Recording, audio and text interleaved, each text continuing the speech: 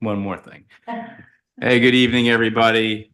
I'd like to call the May 15th, 2024 Franklin Township Board of Supervisors meeting to order at 7 p.m. In attendance, as myself, Chairman David Gerstenhaber. Uh-oh.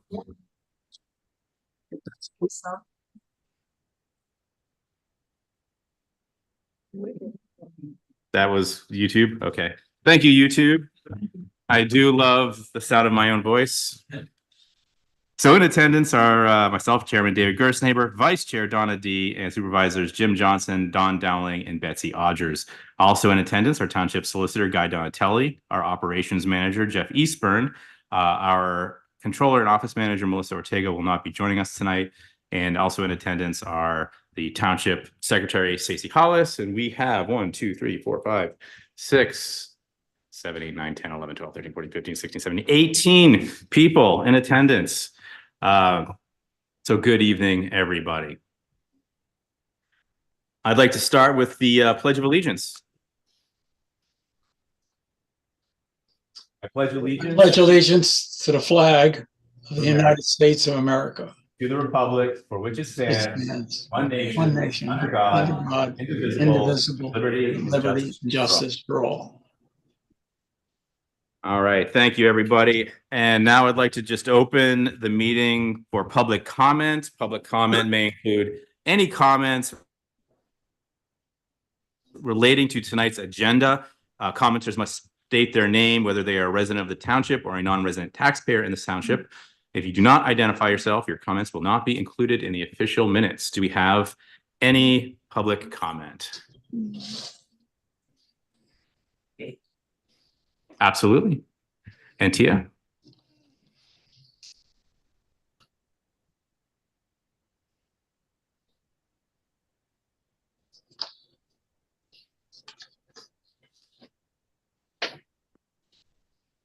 There it goes. Look at that. That's better. I just wanted to make everyone aware that after last week, I had posted online about some issues with Spring Lawn Trail being messed up by subcontractors from DCNR without Elk Township's knowledge. I got some reports that there was also damage to Mount Olivet Road. So I went out today and walked the length of Mount Olivet, and there are large ruts, some deep enough that water is standing with tadpoles in it, all along the trail that were DCNR subcontractors, from what I understand, accessing the fields to fertilize trees. And I don't think anybody in the township was made aware, so. Yeah, I think it's interesting that the road that we're talking about, at least in Franklin Township, Mount Olivet Road, we closed that road this year and designated it as a path, a footpath. And really the only access to that road is for emergency vehicles.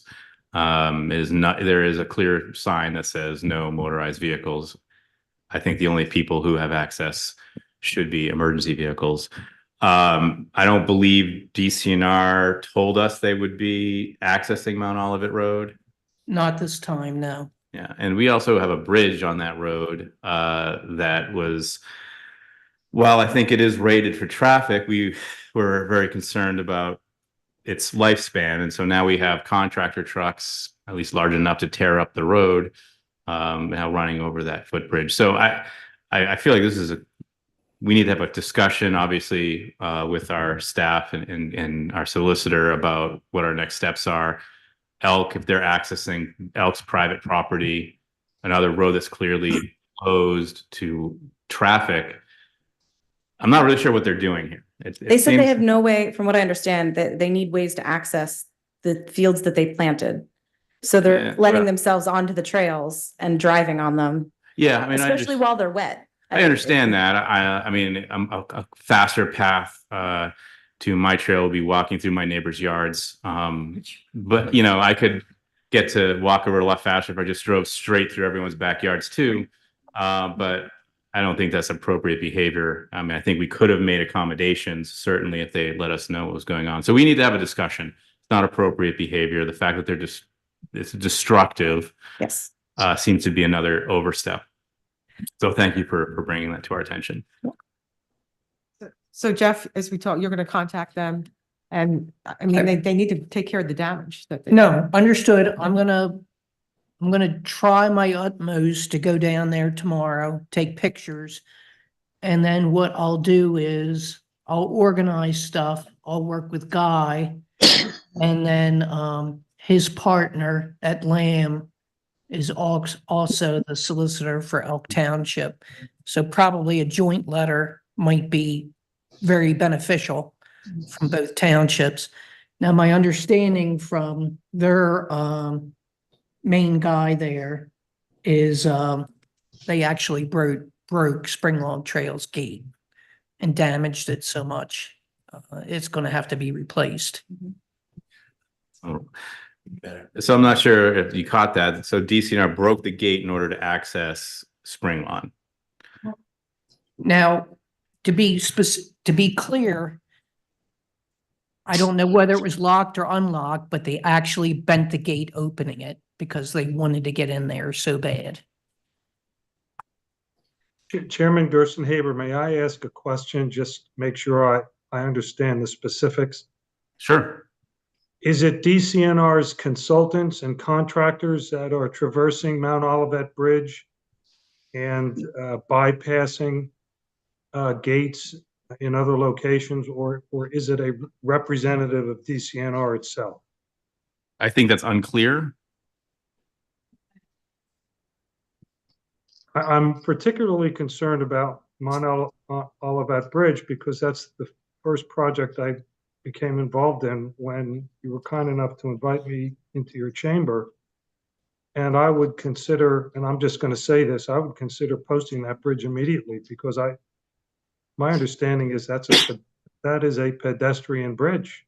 Yes, that is correct. And bike path. So I am concerned about constituent safety, biker safety, pedestrian safety, and bridge integrity. So I will reach out for Jeff first thing tomorrow, and we'll start taking steps in that regard, because once it's damaged, there's nothing you can do about it. Yeah, but I want to be clear, we don't know if it's, we don't know that they did that. I just want to be clear about that. So I will go out and look at it. I will make it a priority and then work with Guy and then Mike Cochran of Elk. And we'll go from there. But yes, the ultimate goal for me, if it's okay with the board, I feel DCNR needs to pay us so we can get the road fixed, not necessarily have them fix it. Yeah. So it's done the correct way. I agree. And then they need to agree to contact you before anyone else Yes. gets access. So it's like two things. And I hate to say this, but I will. Before January 10th, the few times they wanted to access it, I always got a phone call. After January 10th, it's gone silent. And that's on them, but that's not the way to behave. And that's not, we're not going to accept that. Got it. Okay, well, thank you. Thank you, Antia. Any other public comment? All right, not hearing any. Let's move on.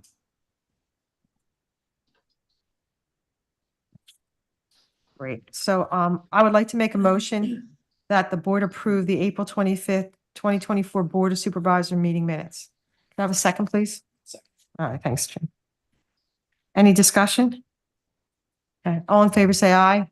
Aye. Any opposed, say nay. A motion carries 5-0. Thank you. Okay, I guess Melissa is not present tonight, so I will go ahead and read the monthly report for the township financials. The April 2024 Treasurer's Report includes the following disbursements. The general fund with disbursements and transfers of $542,188.77. The Park and Recreation Fund with disbursements of $9,020.58. The Open Space Fund with disbursements of $5,350.16. The Capital Reserve Funds with disbursements of $0. The Emergency Services Fund with disbursements of $0. The fire hydrant fund with disbursements of $580.80, leaving a balance in all funds totaling $2,801,410.18. So I'd like to propose a motion that the board approve the April 2024 Treasurer's Report as presented by Dawn Dowling. Okay, I'll May second I have a that. second? Dave, thank Mhm. you. Any discussion? All in favor? All right. Okay, all opposed? Okay, motion carries 5-0. Okay, the zoning officer's report was compiled by the Township Zoning Officer, Mark Gordon, in the month of April 2024. 5 permits were issued, $2,421.70 in permit fees were collected, $0 in miscellaneous fees, $0 in recreation and open space fees, and $0 in impact fees were collected. 16 inspections were performed. The Avondale Fire Department quarterly update by Guy Swift. So Guy, you can grab that mic right there, hit the right button with the little socky guy. There you go. Thanks for having me. Just want to go over quarterly report for the Avondale Fire Company for Franklin Township. We did 3 fire calls in the first quarter, 2 committed building fires, 1 automatic alarm. I'll give you all this when I'm done. Ambulance calls, we did a total of 10 for the first quarter of the year out of 468 calls. Last year we run 1,800 calls. We're probably on the same schedule to do that much, if not more. We're still transporting to Christiana, Chester County, AI DuPont, Riddle, Paoli, and others were probably Union if we're down in covering for Oxford or down in West Coast corner.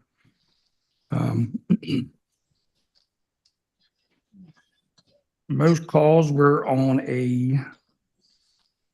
looks like on a Tuesday is when we did the most calls for whatever reason. Tuesdays or just Tuesday seems to be the busiest day of the month for the first quarter. Our ships are being filled pretty good. For the month of March, we filled 221 out of 238 shifts. Our goal is to have 5 people in the daytime, 3 overnight. But if I can have 3 24/7, I'm happy with that. But so like I say, we're doing pretty good that way. Average response and turnaround is still 1.5 hour and 35 minutes from the time of dispatch till the time we get back available in station. We do have 1 ambulance out being, as I reported before, the 1 ambulance is being refurbed. We made the decision to get a new chassis and take the old box and put on that. It's going to cost upwards of about $200,000. It should be coming back to us in about a month.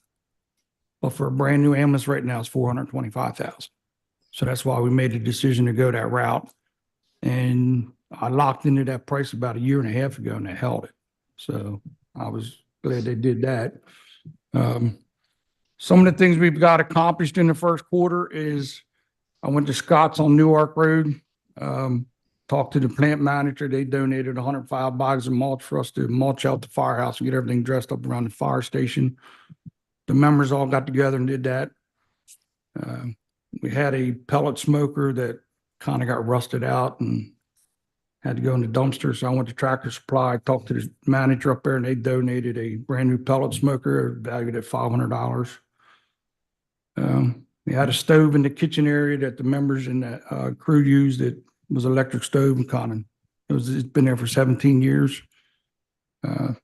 Went to Lowe's and talked to them. It was $699. They gave it to me for $499, and Hillendale Peat Moss donated that back to us. We are in the process of buying 6 new mattresses for our bunk area for the career staff at $1,326. That includes mattresses and mattress covers. I talked to Mike P. from South Mill Champs today and gave him the invoice, and they're going to mail us a check for that. Pico donated 500 cones to the fire police that they needed. Around the firehouse, we got all the doors serviced. We're updating our Wi-Fi. Everybody, the firehouse is 17 years old, so we're starting to see things fail. We're actually doing it in-house. We're pulling the wire to save money. So we're getting all the wires pulled and all that stuff. Like I say, the members mulch the ground. I have career staff and volunteers to cut the grass for us. That's a savings of about $4,800 a year. Now, I'm working with John Kane's office. I should know probably by the middle of the month on a $75,000 grant. It sounds pretty promising, but until I get the email, what we're going to do with that is, I think most of you have been in the firehouse from the double doors where the day, what I call the day area, where there's coffee table and the guys eat their lunch and what have you. From that double doors south, the whole end of that building will be repainted. I got a price on that for $15,000. We're going to get dividers for the bunk rooms to divide the bunks off a little better for more privacy. That's about $7,000. And then the remainder of the money is going to go towards, we have a area in the blacktop out front that's spidering very bad. We found out that it doesn't have a good base under it. So the remainder of the money is going to go towards that. We are promoting our career staff. We are starting a training policy where we're going to probably contract out to Bucks County Community College to where they can do classes online. It's going to cost $2,000 a year, but it's going to further their education, and that includes 2 national certified classes. So, and 15 people can take each class. So between the volunteers and the fire department, we're hoping, right now I had 3 volunteer members pass National Registry EMT. The career staff, I have 1 guy that just passed driver operator, another one just passed fire officer 1, national certified. I have we hired a young girl that just come out of EMT school, and we interviewed her. Everybody took a liking to her. She was really presented herself well. She didn't have fire school, so we sent her to fire school. She just graduated Fire 1. Matter of fact, I'll be going to her graduation next Wednesday. So she passed everything. She's a ball of fire, ready to wear an air pack and get in and get the job done. So I'm hoping we invested in the right person. So far, so good. Meeting hours for the first quarter comes out to 344 for all the volunteer hours for meetings. Training hours is 524. Duty crew hours, we're still trying to get duty crews from 6 at night till 10 at night. So you get a call, we're out the door. Duty crew hours were 6,336. Total call hours were 2,423 for a total of 9,627 hours for volunteer time for the first quarter. So that's where we're at and moving forward. So anybody have any questions or comments, concerns? I always have questions. I So have the answer. one of the, just because you brought the stat up, and I understand if you don't have this, but you'd mentioned your turnaround time is about an hour, 20 minutes, something like that. Hour and a half. Hour and a half. What's your average time to the incident, like getting to the place where you need to be? Yeah, I'm assuming you're sitting there is the problem, right? Waiting for someone to. Where's it at? I have that information. Yeah. I Okay. just gotta find the right page. And what's going on Tuesdays that everybody's getting messed up? And knock on wood, last month, we only had 14 calls at Bowling Green Inn. I'm not gonna say it too loud. Oh, here it is, right here. Time of en route is 1.75. Dispatch to arrival is 8.77. So what, 6 minutes? Oh, wow. That's fast. And that seems to be across the board. 1.85 for February. Arrival was 8.41.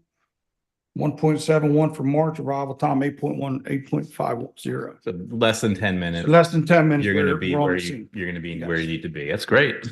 So the rest of the time is going to hospitals or dealing with the incident, or We had an ambulance there again at Chester County not long ago, and the guys sent me pictures, and there was 6 ambulances sitting there ready to unload, wow. sitting in the parking lot. Mhm.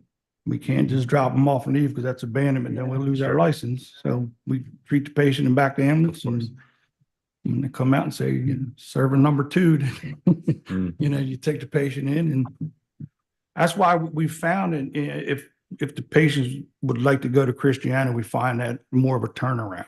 It's quicker. They seem to get us in and out and they seem to get the patients in quicker. So.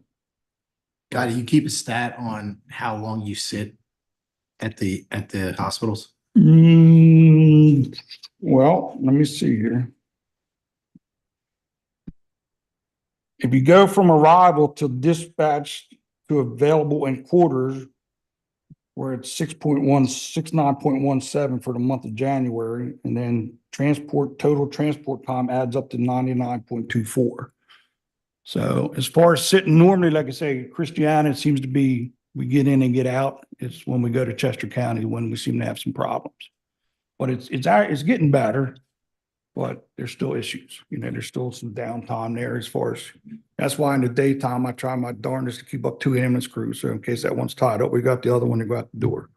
You know, the reason why we try to do 5 is so we have 2 ambulance crews available. Then we always have a fire truck driver back for the daytime response. If this ambulance is out, we get a house fire or anything, the 3 career guys gets on apparatus and go out the door. Volunteers bring the next truck. So that's, you know, that's what we're trying to achieve to, you know, keep motions rolling and stuff. So, but like I say, so far, everything looks pretty promising moving forward and see what happens. Like hopefully John Kane, I've talked to him personally. I think he more or less told me to spend the money, but I told him I wouldn't until I get it in writing. But I think it's pretty promising. I mean, he's a good guy to deal with if you ever have the opportunity. He's pretty straightforward. He's a plumber. He's very down He to was, earth. he was a union plumber and he talks like a union plumber when you get him by himself. So, but no, like I say, he's been great to deal with. So, you know, if you ever, like I say, I'll reach out to him, he'd be definitely, as far as the bridge in Avondale Borough, I'm sure everybody's aware of that. We did apply for the proper permits to cross the bridge. Cause they down the bridge right there by the Sunoco station, they reduced it to 27 ton. The only thing we really had to apply the permit for was our tanker, but I went ahead and filled out all the permits just to cover us. Yeah, it's bad. I had the borough council president. I asked him if he ever walked under the bridge. He said, no. I said, take the time to do it. And he called me back because I don't think I'll drive my truck over that thing anymore. So like rebar showing and then PennDOT puts the barricades on both sides where it's real weak, which they weigh 1,800 pounds a piece, and there's like 5 of them on each side. So, but like I said, I'd like to thank you guys for your support, continued support, and hopefully we can continue going down the road we're going. So, appreciate it. Thank you. Next, we have Park, Recreation, and Open Space Report. Hello. You. Hi, thank you for having me. First up, at our May meeting, we met with Jacob Henning. He reviewed his presentation for his bike repair station. I believe he is there with you guys this evening to present. I might, if it's okay with you guys, I might run through my list real quick and then he can have the floor to do his presentation. Sounds great. Okay, good. So he'll be there. He's there to present. Next up are the trees at Goodwin Preserve. If you guys remember, last summer we discussed there's an issue with the oak trees at Goodwin. We had somebody come out, take a look at them, and they gave us a price to treat the trees. We wanted to see how things looked this spring before we called him out. Board member Doss has a relative who used to work in the tree industry, and so she's going to have him go over and take a look at everything first so that we can kind of get some outside opinion free of charge, and then if we need to bring somebody in to treat the trees, we'll come back to you guys and discuss. The poison hemlock was mowed once this year. Jeff Eastburn and Kenny Roberts are going to keep an eye on it, and they'll schedule future cuttings as necessary. The You Are Here map is almost ready. I think we are I think we're very, very close on that. Board member Mary has been working hard on it, and so small little tweaks. And I know you guys are going to talk about that tonight, and so hopefully next month we have a final version to share with you. I can make a quick comment on that. First of all, I got the updated map from Mary, and I didn't get a chance to respond to her. Mary, this looks great. I really like the work that you do on this. The timeline is, I've been talking to the staff, and we made some comments at the last board meeting. We probably won't be ready for a final trail map until closer to August, because we have to rough in some of the trails that don't appear on this map. So I think we want to make sure that, one, Mary's not going crazy making updates as we make tweaks, and we just set a date, like at the August board meeting, here's the map. We'll unveil the final map, and we'll give Mary just one note to just finish it, rather than her tweaking it. So we'll talk more about it when we talk about the trails later, but I just wanted to kind of clarify that. Thanks. Okay, I think that sounds good. I mean, I think, it has been a work in progress for quite some time. And so what is another couple months, right? Yeah, that's right. It's not a, time constraint here. So, all right. Yeah, Thank you. we'll get it right. Yep. Yeah, thank you. 2024 initiatives for the Pro Board. Board member Magnus, Overton, and Hanley worked on the raised flower beds at Bamshire Preserve this past weekend. They look wonderful. I know they plan to reach out to Dawn and Betsy for some guidance on plants. Maybe the Healing Garden Annex over there or something of the sort. And then for new business, Abergrove Library had David Payne join our May meeting. He is putting together a program where he'd like to assemble backpacks and kits containing nature guides, maps of our local parks, and various tools for children, such as binoculars, compass, maybe little magnifying glasses, so that they can explore the outdoors and spend some time in our parks. And so I think initially he came to us looking for help with funding. And then in conversation, he said, I think what the library is going to do is maybe put 10 backpacks together, see how it goes. And if we wanted to do something bigger, maybe the townships would be willing to chip in. And so for now, it looks like what he's looking for from us is just copies of maps of the parks that he can include in the backpacks, and maybe just help with ideas of what can go in them. So we thought that was a really cool initiative he's starting. Volunteer Day, we do need some tubes repaired over at Franklin Preserve. We have verified volunteer days for June 1st and June 15th. And so we've been reaching out to people, to volunteers to help us. And so anyone listening, if you're interested in helping, please reach out. We'd love to have you. Next up was quote for the trail markers. This was for Liam Kelly's, his scout project. Board member Overton is working to find larger quantity of trail markers so that when we do trail markers throughout the Franklin and Crofton, as everything's updated, we can have matching.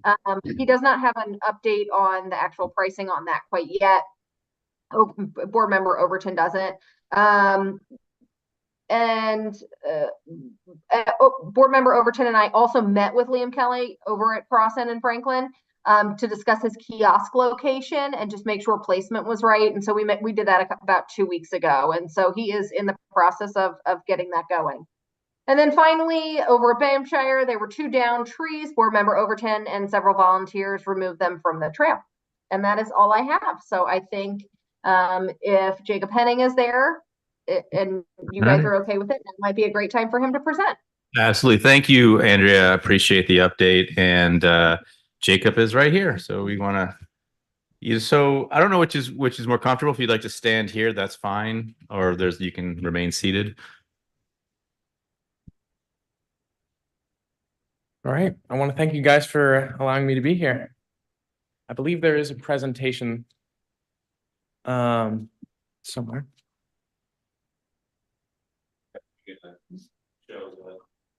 I will try and bring that up. Okay.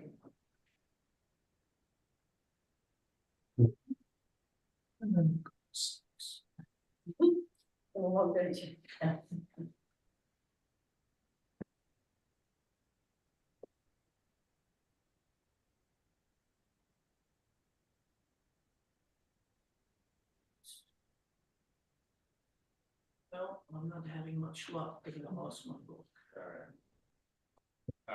You're sharing your screen. You're sharing your screen.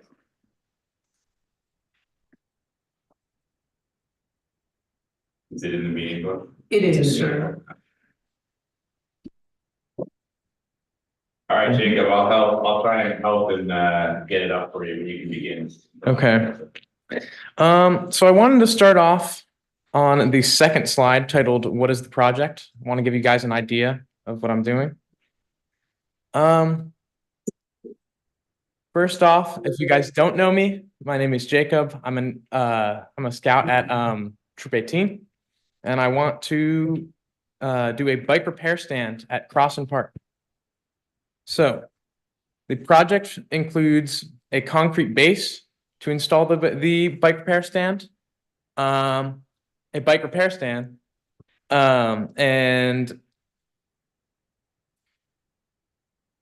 either a roof or canopy and instructions. And I've given you guys a couple options later on. If you guys want to go to the background. So why do I want to do my Eagle Scout project here? A couple years back, I joined the Hellbenders mountain biking team. And since the beginning of that, you guys have been really supportive with supporting our little adventures. You guys are our home park.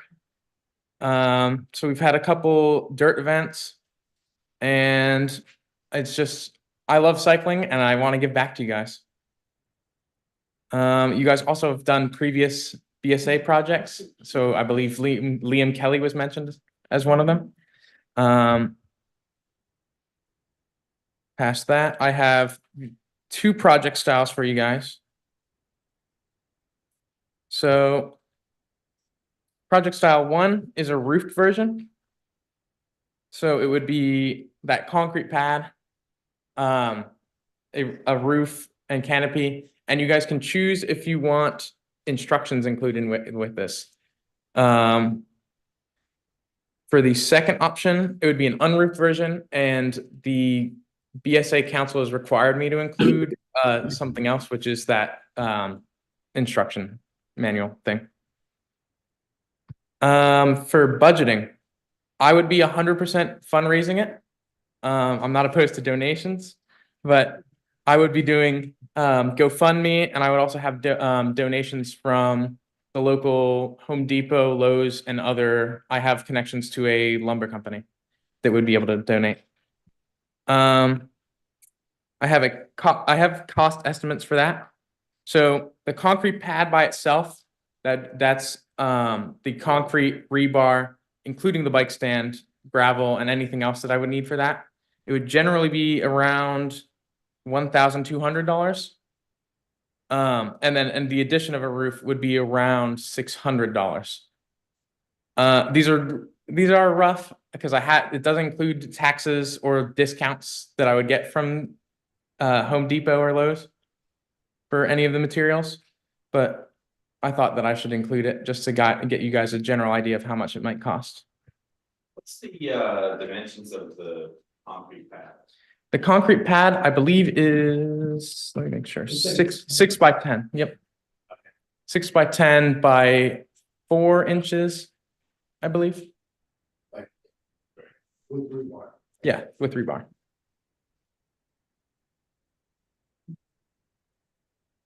Forgot to say that. Don't let me talk at you guys. I'm open to questions.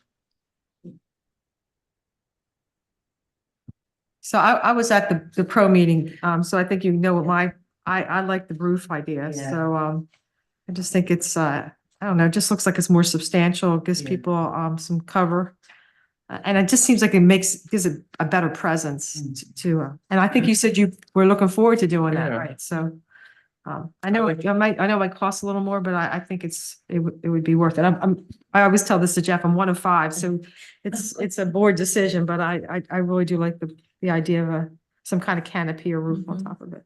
I agree with Donna, because I was also at the pro meeting, so I like the roof. It looks very polished and very professional. It seems like it would protect whatever you're putting underneath of it too, but the question I have is, I can't really tell what the station is by the picture, but is it, is the 4-inch concrete, have to be deeper right where that's? I don't believe so. Does it just anchor to the concrete, or you have Yeah, to put that in there for, okay, It's anchored to the concrete, Okay. yes. okay, I was just asking. Yeah, no worries. Do you have a preference for the roof or not the roof? I do have a preference for the roof. I like the roof. It was one of my favorite things about designing it. And I like Okay. being hands-on. I feel like building a roof just makes it more meaningful for me. And I think when you were talking at the Parks, Recs and Open Space Committee, you were going to try to match it to the other.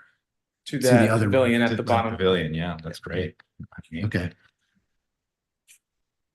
So how does this, I mean, I've never fixed a bike, I take it to the bike people, but it looks like it's a situation where you can put it so the bike can hang, right? And then, so will there be, people bring their own tools, you have that already on your bike? Is that how this works, or is there a tool set that's gonna be locked somewhere? I don't know, I truly don't know how this works.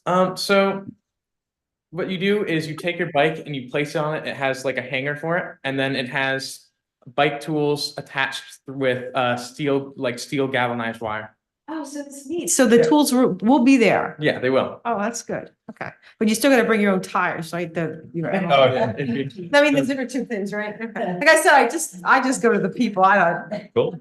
I'll give you the tools, not the. That's right. We need a year supply of tubes and CO2 cartridges and so, yeah, this is Great great. idea. I don't think I've ever seen a permanent installation bike rack, right? So I have one in my house. I know how that works. What are the two support posts made out of so you don't scratch up your top tube? I believe so. The structure of it is steel, but it usually has like a rubber Like a coating rubber around it, surfacing? kind of like a bar tape, if you know what that is. Yes. Yeah. Okay. Jacob, I remember one of the conversations, there was a contemplation of where to put this, right? It looks like what your presentation is, it's on the side near the woods, down by that bottom parking lot. But there was some conversation about, I don't know if we want to open it up for here, but there was a conversation about maybe putting it up near the building. And I think the argument or the debate was, well, we ride down there, we're going to be driving down there, but there might be some other people up at the top that might want to use it up there. So is there any discussion? It doesn't seem, I don't know either way if I have an opinion on it, but we wanted to open it up. Yeah, I guess my experience, most of the bikers begin and end their days down at there. They park a car, take the bike off and go from there. And I think, so here's the other problem at the top is there's a lot of congestion with non-bikers and basketball players and pickleball players and all that kind of stuff. So that was my thought was, oh, this is a good spot because this is where the bikers are who go into the woods. The only thing I worry about is vandalism. Well, that was going to be my question is, like, one of the first things that I anticipate happening is someone coming with wire cutters and stealing the bike tools. Yeah. So I don't know if we want to invest in Plus some cameras. the most destructive area of that whole park is down down there, right where that spot is. Yeah. At the pavilion down there. So I don't want it to shift over to this. So we got to figure So out. yeah, that's my only, like, I love the idea. My only concern is I think those bike tools aren't going to survive. Yeah. I mean, I'm totally open to moving it somewhere else. I just put it there because it was. I think the location is fine, and we just want to make sure that it's hardened. Like, I'm not worried about people knocking over the roof. The vandalism that happens down there is normally people really enjoy breaking our picnic tables. Yeah. That's like a pastime down there. It's a sport. So I'm not worried about. And sometimes just taking them with them. Yeah, then it's wild stuff. I don't know. But that would be my only concern is that how long don't put anything too expensive on there, in terms of tools, but I love the idea. But maybe we can do some things with like hanging a sign. We have the like monitored by the state police signs. Maybe we can put some of that right on it. Yeah. So it's right in front of them and help out with that. Yeah. Maybe. Hopefully it'll help. Yeah. Do we have any other questions before he moves on to implementation? All right. We love it. Yeah, it's a great idea. All right, for implementation, I am on a little bit of a tighter schedule. I'm aging out in October. So I would like to get this project done. So the implementation, what I would need to do is get approval of my proposal tonight and a signature. Okay. And then after that, I would send you guys an outline of my plan, and basically anything leading up to groundbreaking and anything after groundbreaking, I would be in contact with you guys. Mm-hmm. And then and then I would I would finish it hopefully by August, like middle of August is what I was hoping for. Okay. And I would like to just get it over with. And I like it. Get it done. get it done. Yeah. It's gonna be fun. Yeah. Fun. Yeah. All right. So before, I guess there's really a couple of things that we want to talk about and decide. One is, do we approve this project? I'm sure we're going to have debate this for a while. And then the second thing is, how much we want to kick in ourselves to help him with the project. So let me start with a motion, or Betsy, would you like to start with the motion? I know there's not one written. You'd have to make it up as you go. So you would say, I would make a motion that we approve of this bike rack that's going to be built, bike station, what are we calling it? Maintenance, bike repair station. bike repair station. And that that Jacob, sorry, Henning wants to do. And do we take a vote? And we'll just do, I'll second. Okay, Any further discussion? Okay. All in favor? all in favor? Aye. Any opposed? Okay. So this is why I Motion make carries everybody write it 5-0. down for me. It's hard. All right. Well, congratulations. So the other thing is, we usually donate some money to help out. And can you remind me, Jeff, what the typical $500? So We're paying for the roof. we'll pay for the roof. We love the roof. So, and we will supply the standard $500 with your project. So congratulations. I can't wait to see it when it's done. All right. Thank you. Yeah. Thank you. Thanks, Jacob. And do I need sign something? All right. All right. So anything else, Jacob? Nothing? Just sign the paper. All right, cool. Jacob, if you get it donated and if you get the materials donated, we don't have to spend the 500, that's okay too. Yeah.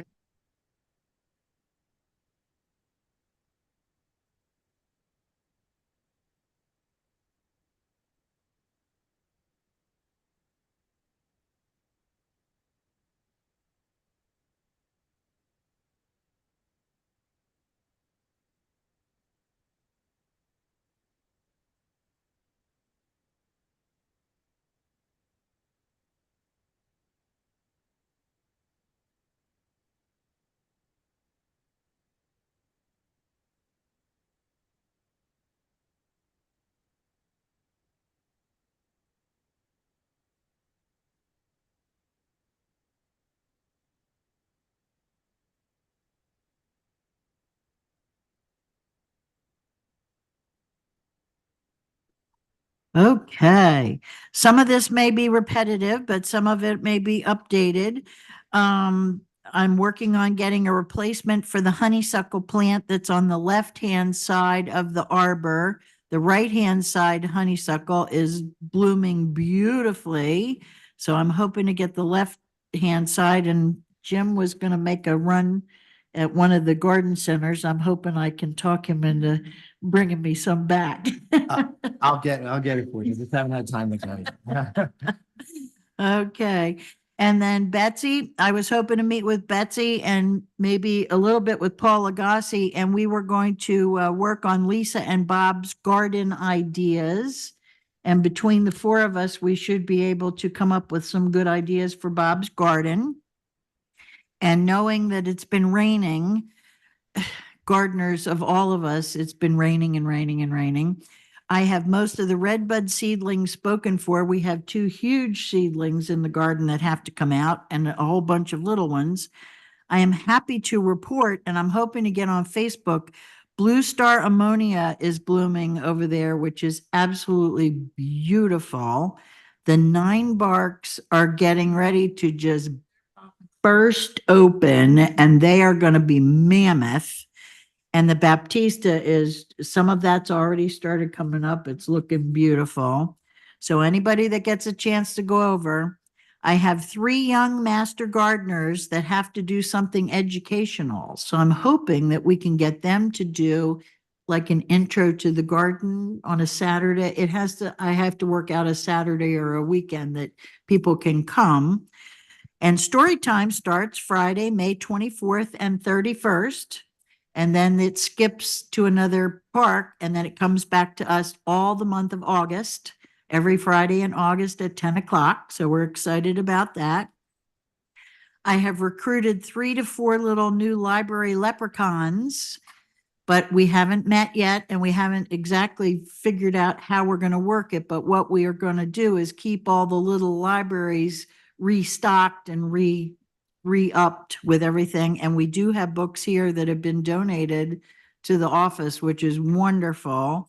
Antia also has a little library. There's also a little red library on Hess Mill. And there's also a beautiful one on the Peacedale Road right by the school, the charter school. So we have quite a few little libraries now. And with that said, I'm trying to talk Bob into building me another one so we can put it over at Banffshire and have nature books in it. Yeah, that's a cool idea. So we're going to meet about that. We're very excited about that. And then I'm making another call out. People are very shy about wanting to decorate. And I am so jealous of Antia's little library with her beautiful, beautiful ironwork on it that's done like a big bird. There have to be people in Franklin Township that want to decorate our 3 little libraries, soon to be maybe 4, but we need somebody with creativity to step forward and help me decorate these little libraries. So that's what we're working on with the Healing Garden. Moving on to the Planning Commission, they did not have a May meeting, so there's no report for the Planning Commission. Great. Next is the Historical Commission and Historical Architectural Review Board report by Paul Agassi. And he disappears. You're right. He's back to Yeah. his seat. That's just a little seat. So we met on 7th, and you have a more detailed report in your book, but to give a quick summary for everyone else, the primary topic of discussion was the Churchill Cemetery. I had talked with Crystal Crampton, who is the UAME church historian and the vice chair of Pennsylvania Hallowed Grounds, about getting something started. And she talked about having some people come out, namely Stephen Berg from Shippensburg University and the pastor of Galilee UAME Church. So before anybody went out, I decided that maybe I should go out and just take a look and make sure that we had something better in terms of a point of access than just climbing the hillside straight off the road, because it goes up about 8 feet in very little distance. So and I thought there was a way. There is a way, and I also tried to roughly figure out where the known headstones were, so that when people came to see the cemetery, we weren't just saying, you know, this is the cemetery. We have headstones. They're not many. And once this stuff starts to grow, it becomes harder to find. So I did a bit of work, got a nice case of poison ivy, went out 2 more times with Sally Gallagher and Nan Latimer. Nan really has been very much a driving force on this. She's not as patient as I am in some respects. She would really like to get started. I think she's been very moved by the fact that there are a lot of young children buried there. Most of the graves are unmarked. We did clear out walkways to get to headstones. And we then had at our meeting, we talked with Stephen Berg, who's a professor of history at Supervisors University and is also associated with PA Hallowed Grounds. The pastor of Galilee could not make it. So the next thing on the agenda is to try and get together with her, Sally, Nan, and I. We'll either go up Sunday or some other time, and Nan is sort of working on the details for that. We have Crystal's agreement to proceed in the manner in which we've been proceeding, which is to say slowly, carefully, and conservatively. One of the things that we discovered, we have 2 headstones flat in the ground that could not be seen until we just happened to notice a corner of them and then uncovered them. And because many of the people who were buried there did not have the resources to spend on formal headstones, there are grave markers that are stones, very clearly grave markers, because you can tell first off that they've been deliberately inserted in a vertical fashion into the ground and in such a way that they're hard. Most of them are difficult to dislodge. And then they line up. When you start to open up your field of view, you can see that these stones line up, and they line up with the more formal headstones. We found all the ones that we knew from Find a Grave, and we found 2 or 3 that we did not know about. We cannot find 2 that were identified back in 2006 on US GenWeb, which is a genealogy website. So right now, we're going to talk with the pastor. We're going to control the poison ivy. That's a little pet project of mine. We have to remove the brush that we cut to create paths. Most of it's overgrown with just about any invasive you can think of. And we will probably try just to cut out some very small sections initially from some of the trees that have fallen across the pathway that we've constructed, so that people don't have to climb over the trees in order to see this. And then we will develop a plan, and then we will begin to be talking to Bob Magnus, and we'll be hopefully working with Galilee on that as well. But after a lot of talk, we're beginning to make a little bit of progress, which is nice to see. And both Professor Berg and Ms. Crampton felt we were on the right track with the approach we were taking. So that was good to hear. Hey, Paul, I had a question earlier, but you might have answered it. When you said there are several unmarked graves, they're marked with a stone. It's just not marked who's in. So, yeah. So, well, one of the very interesting things that I mentioned in here, and for me, it was just personal confirmation that these stones, well, we also probably have other unmarked graves. We've got probably a whole layer of different kinds of burial situations there. But we found one of these stones has a very rusted, but clearly it is a star-shaped Grand Army of the Republic marker planted right next to it. That means that somebody knew who was buried in that exact spot. That means that we have a veteran buried in that exact spot. So for me, though, it was confirmation that the assumptions that we started making early on about these upright stones were correct. So that was kind of a nice discovery in a way. Anyway, it's going to be a long, slow process. I was talking with Karen Marshall, and she said it took 10 years to clean up Bucktown. So I'm not going to be coming in with, and but we have access to it on a relatively gradual slope that allows us to stay within the property. So we don't have a lot of parking down there. It's not a space that's amenable to bringing a large group of people in to work on at any time, which is why a plan is going to be very important and why working with Galilee is essential. Any other questions about this before I move on? The others are all a little shorter.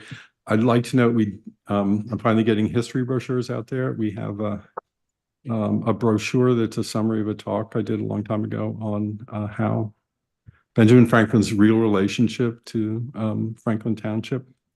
And it's now in 1723, and I'm slowly going to get it out into other ones. The things that are specific to Franklin Township history, I'll probably look to keep it in sites that are within Franklin Townships, but we have other brochures such as Mason-Dixon that could be spread further out. We got a couple historical maps. One that's a sort of 1873 version of the two township map that's back there. And the other is the full page that has Kemplesville on, which comes from the same atlas as the 1883 atlas. We're going to get those frames. The money will come out of our budget. I'm going to, since my wife has more familiarity with getting things framed, I'm going to work with her on this. And I've been talking to Jeff about this. We have a historical talk coming up. Sarah Beth Kohat, who is a member of the Historical Commission, will be speaking on crossing undercover about Chester County covered bridges at the Avon Grove Library on Thursday, May 23rd at 6:30 p.m. And she has a book of the same name, and a few weeks ago gave a talk in Oxford on the local Oxford area bridges, which she also covers in that book. And finally, we adopted our annual report for last year, which means we've gotten it done before mid-year. It's been submitted for acceptance by the supervisors. Thanks, You're Paul. welcome. All right, so now we're going to move on to business. This first one's a good story. I'm going to hand it over to Jeff in a minute, but I just wanted to say a few things. So after what seems like quite a while, I am delighted to be able to announce some great news regarding the board's continued efforts to open space preservation.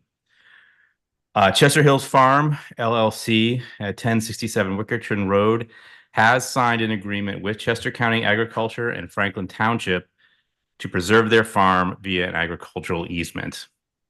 This deal to preserve roughly 100 acres of farm and woodland and to maintain one of the few remaining centennial farms in our community is a testament to our township's dedication in maintaining our rural character and agricultural heritage. So this is big news. I know when I came on the board, this was the thing I wanted to do. I was advised at that time that it'll be a long road. So we got it done. And so just a couple other things, I wanted to send out a thank you to everyone who was involved. First, Jeff Shellington from the Chester County Agricultural Department. Jeff's here and he will speak about some of the details and path forward. But Jeff's dedication and expertise in preserving farmland, he's first fostering sustainable practices, has been instrumental in making this agreement happen. Secondly, Jeff Eastburn, I think Jeff has been incredibly diligent, his leadership, and I think most importantly, he gives the people he works with a high level of trust. The family trusts Jeff. Our initial conversations, you could tell the family was a little bit like, what are you guys really asking for? And Jeff is a trustworthy person, and it was able to really give this the family the sense of that this is something that they can do, and that we won't steer them astray. Of course, Melissa Ortega, because we are going to be able to deal with our side of the financial liability without doing any finance. We can simply cut a check. We're able to negotiate our percentage with the Chester County into a favorable for both parties. So we're not going to incur any debt or hardship on the township. And then, of course, I want to thank the Board of Supervisors. Each member here has contributed valuable insight, unwavering support. I think we all see this as a big deal. And then finally, and most importantly, the family and owners of the Centennial Chester Hills Farm. Their vision for their property, their desire for their land to be preserved, that their family legacy be preserved, was absolutely necessary and truly wonderful. So with that, I will hand it over to Jeff Shellington. And again, thank you for leading this and give you an opportunity to speak a little bit about what this means and what it means for Franklin Township. Absolutely. It's a huge deal for Franklin Township. It's a huge deal for us. It's a great piece of property. It's a centennial farm. It's a great family. It's a landmark in the township, and every farm is a great farm to preserve. And I just want to thank Franklin Township for participation now and in the past, and hopefully in the future, through the Farmland Preservation Program. Because, townships like Franklin help Chester County to be able to do this now and in the future. As far as next steps for this project, it is going to take about a year to get done. It's going to go through the state program. So, there's a survey that has to be done and everything kind of behind the scenes. But the township, or the county, I'm sorry, excuse me, the county will take those costs. So there won't be any additional costs to the township. We're really excited to get this done and work with the township, work with the family, and preserve another perfect 100 acres in Chester County.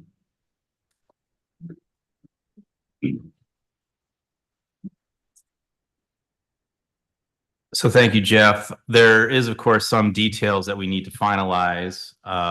In the way this process works is the next step is a survey of the property. The property has already been assessed, and now we're surveying in the process of survey, which will give us the exact acreage that we are preserving, which will inform the final price for Chester County and Franklin Township. The details of that and the way it's been split is Chester County will take on 90% of the easement cost. Franklin Township will take on 10% of the cost. So that was a very favorable split, obviously. So we're really happy that we're able to come to that conclusion. I think we have a motion. We'll have to have a motion and a discussion to approve the final amount. I'm not sure if we want to do that tonight or when we know precisely what that cost will be. Do you have any thoughts, Mr. Donatelli? Well, if we don't know I think it's a great thing for the township, and if the township wants to approve the amount, I would perhaps recommend a not to exceed amount.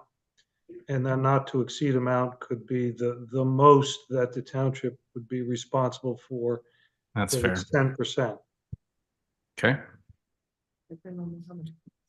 Yeah, so I think that again, there we're not really sure what we have an idea of a range, right? So I think I can come up with a number. So all right. But now I have to come up with a motion off the top of my head. So all right. So I make a motion to approve the what would we call this? The preservation of the agricultural easement with a cost to the township not exceeding $70,000. That should be fair. Can I have a second? Okay, thanks. Everyone wants on it. Okay, thank you, Donna. Thank you, Donna. Do we have any discussion? No? All right, not hearing any. All in favor, say aye. Aye. Any opposed, say nay. All right, motion passes 5-0. Thank you, everybody. Great job. All right. So I have a Yes. question. That preserved land, does that count with our percentage of preserved property in the township? Yes. That will add to it? Yes, that will add to our. I didn't know if it's an agricultural easement is different than a preserve or a park. There's differences, but they're all preserved. They're all part of it. Okay, just wondering. Okay. All right. That's awesome. More awesome. Yeah, all right. Yeah, Okay. so anyway, great news. Thank you, everybody, again. This is a great day for us. Great. All right, next on the agenda is the road paving program. I think, Jeff, did you want to give a summary of the road program? Be happy to. Where we are? I would be happy to. We had our bid opening today for the 2024 road paving portion. And we did receive a bid from Long's Paving, which did come in under the engineer's estimate. So that came in at a price of $146,672.85. So that is equipment and labor. So after working with Ron today and Melissa, based on our projected material costs, we are falling within the budgeted line item for this, which is just under 250,000.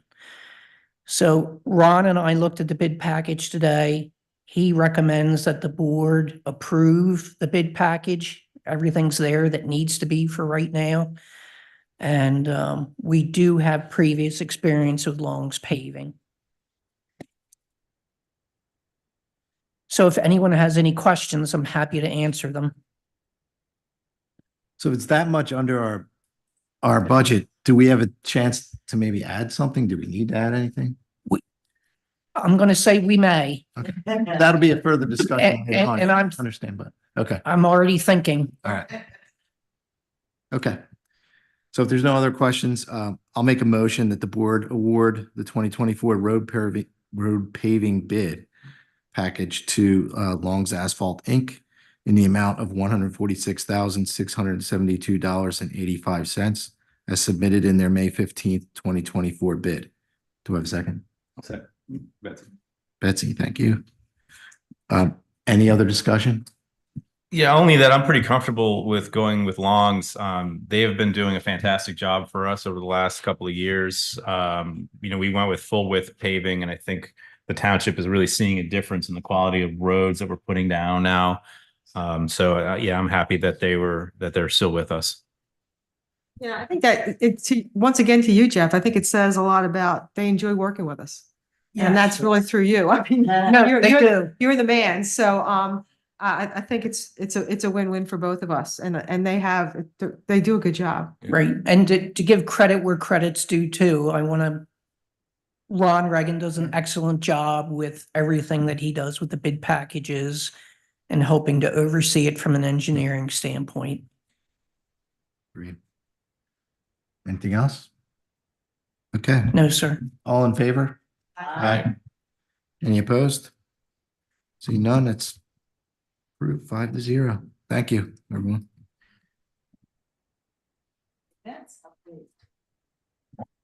Sorry, events update. Franklin Fall Festival, September 14th, 2024.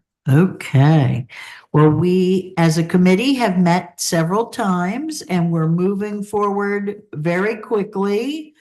And it's going to be here before we know it. And with our good news tonight, I am proud to say we're focusing on agriculture this year, which couldn't be more apropos.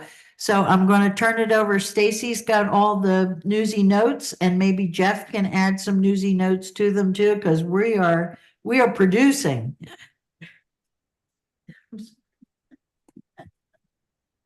Hi, so I am very excited. We did meet on the 10th as a committee, and just some updates. We have all of our sponsor letters that were mailed out on May 1st. We got all of our craft vendor email. We did an email blast for them on the 3rd.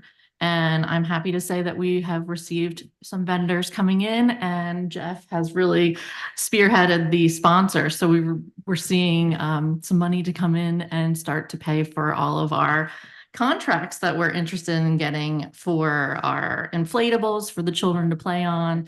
We've got a mechanical bull that we have scheduled, and we're going to have a petting zoo to tie into the whole theme. So we're very excited.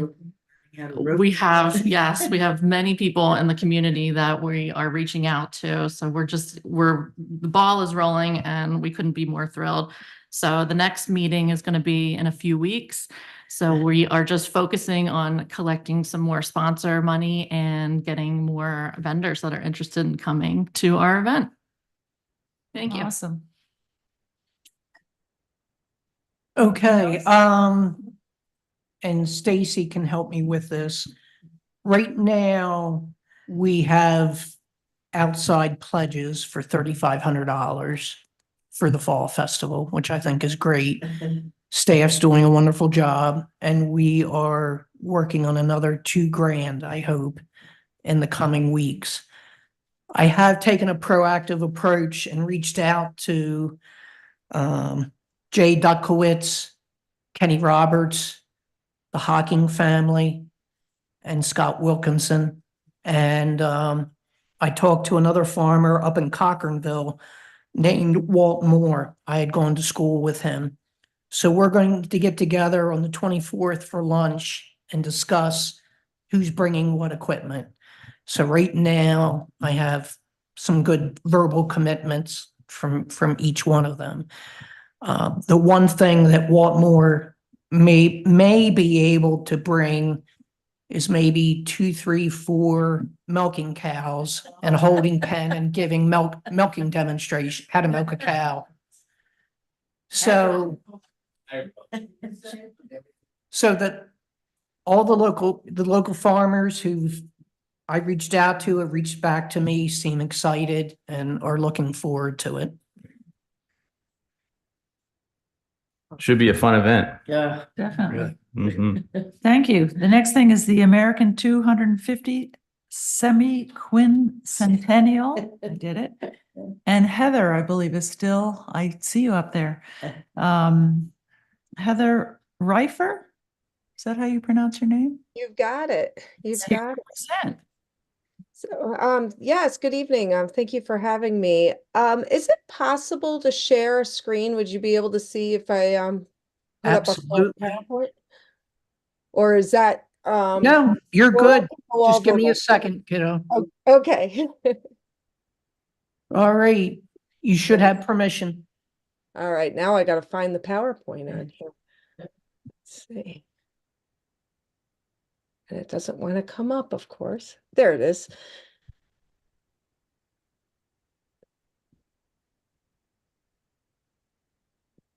Okay, Yeah, you might need to put that into presentation mode. yes, I'm working on it. There we go. Yay, beautiful. You got it. Okay, now as long as it lets me advance, we'll be in good shape. I'm trying to get it so I can see you all too. All right, there we go. My name is Heather Reifer. I'm with Chester County 250. It's an initiative of the Chester County government through the Chester County Planning Commission. And it's managed by the Chester County Community Foundation. So it's my long way of saying, we're Chester County 250, and our whole goal is to spearhead the planning for 200 and our America's 250th, which is happening in a little bit more than 2 years now. So there are federal, state, and we're the local initiatives for 250. And as I said, we're Chester County 250's focus is just specifically to Chester County. Here we go. So in 2026, America celebrates the 250th anniversary of the founding of our nation. We have, there's a national goal of having the largest, most inclusive celebration of US history. And so we're not the only state and county doing this. There are 250 commissions popping up all over the country. And we're using this here in Chester County as a chance to showcase Chester County's history, its communities, its businesses, its neighborhoods. And we're reaching out now to all our municipalities to get on board and help look at what's going on in your community and elevate that through 250. So you're talking about your fall festival. We're already promoting events, local events through 250 this year. But as you're thinking about your fall festivals going forward, tie them into 250, bring in those themes, because our whole point here is to co-promote what's happening throughout the county. We're not creating our own parade or own fireworks display. All our local townships and municipalities already do those kind of events well. We just want to let everybody know about them. Chester County 250 is also using this as a chance to amplify various 4 central themes that were identified in the Heritage Tourism Plan adopted by Chester County by the commissioners recently. One is the Philadelphia campaign, Battle of Brandywine and beyond, the iron and steel and industry, Pathway to Freedom, and then agriculture, which obviously you all are doing this already very well there in Franklin Township. You could see the way this gets a little bit small. These different colors represent the different theme regions. You can see agriculture is in green, strangely enough. Red is our Philadelphia campaign. The Underground Railroad Pathway to Freedom story is all in blue, and iron and steel is in gray.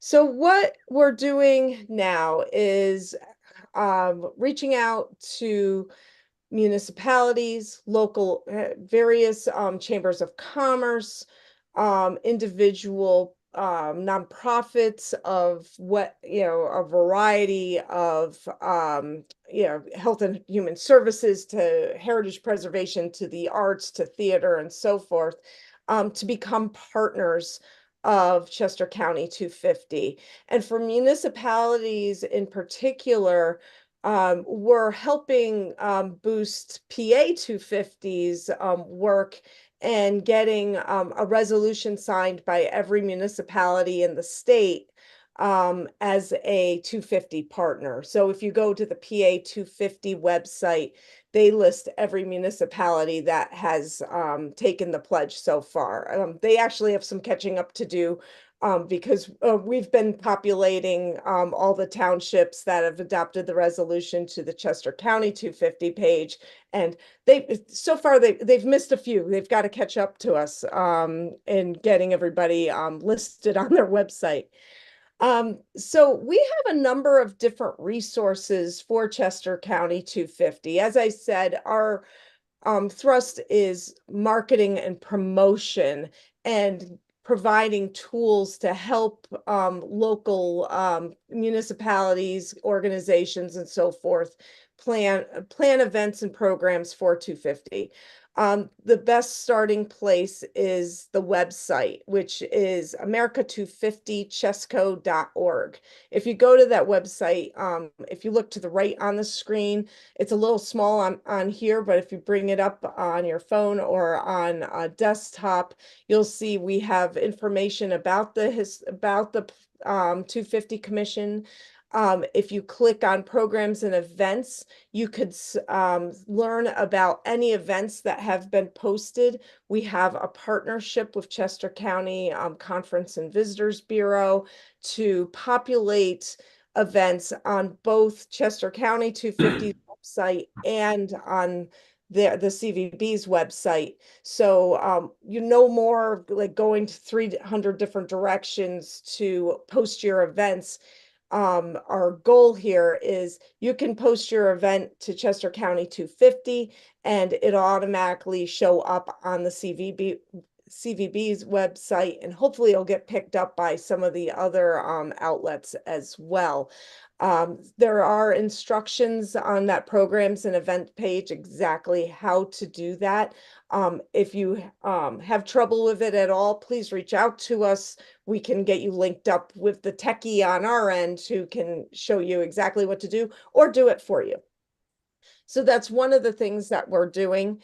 The other thing is helping folks try to figure out what they're doing and how to plan for it. So Chester County, one of our team members is happy to come out. It could be me, it could be somebody else.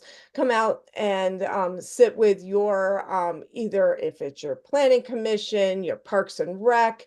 Some townships are considering establishing 250 task force to focus on what they could do for 2026.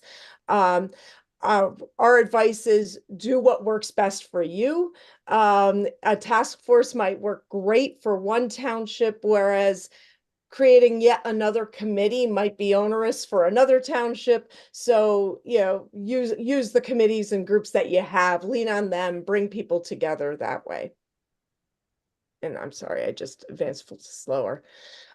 We have here's some tips that we have about how to put together beyond the planning group, some of the different program ideas that we've tossed out there. We have this information. We have this entire slideshow that I'm sharing on here on the 250 website. So if any group wants to dive deeper into it, you can find all that on our website. So focus on your events and stories. And again, piggyback on what you already do. You do a fall fest every year. You don't invent 3 other things throughout the rest of the year just for 250's sake. Amplify the things that you already do and that are already special for your township. So here are the various things you can get involved. Again, the Dare to Declare, the PA 250 and Chester County 250 resolution to be a partner. As soon as you become a partner, we'll get you on the website right away. We'll also promote it on social media. Let us know about your events. We'll get them posted on our website as well. You can also encourage township residents to share their story. We have on the 250 website, there is a section where you can residents, individuals are invited to post, what their story is, what brought them to Chester County, what's special about Chester County to them, what brings history to life for them. We have, you can hear about what's going on at other sites through the website as well. We also have every 4th Friday of the month at noon, with the exception of this month, we moved it up a week because of Memorial Memorial Day. So this Friday at noon, we have a Zoom call that the Chester County Community Foundation leads for 250. And it's always focused on something 250 related in terms of planning. We've had Rose Fennell from Valley Forge National Park speak at one of the lead a discussion on what is happening at Valley Forge for 250. We've had Donna Harris, who's a historic preservation consultant, lead a discussion on how to get ready for visitors during 2026. Based on her discussion, we had a follow-up discussion about volunteer recruitment. This week's we're having a more general meeting on what kind of spitballing ideas for 250. It's at a time anybody can come to this meeting and say, hey, we're thinking about this. What do you think of that? Where could we link together? Let's see. Here's our advertisement for Friday's session. Then coming up very quickly on Friday, June 7th, we are having a planning summit for 250 at Thornberry Farm. It's a Revoir site. It was part of the Battle of Brandywine.